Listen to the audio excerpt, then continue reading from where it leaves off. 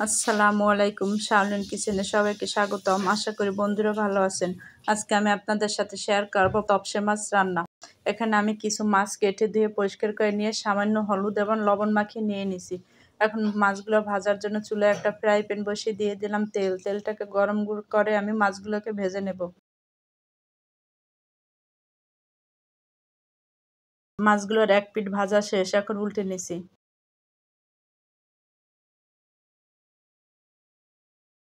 মাছগুলো ভাজা শেষ করে এখন প্লেটে তুলে নিলাম। একইভাবে আমি বাকি মাছগুলোকেও ভেজে নেব।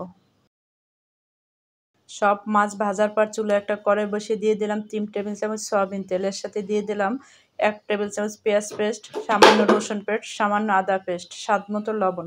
এখন তেল মশলা একটু নেড়েচেড়ে কষিয়ে নিলাম। দিয়ে দিলাম 1 চামচ হলুদ গুঁড়ো, 1 চামচ মরিচ গুঁড়ো, 1 চামচ জিরা গুঁড়ো।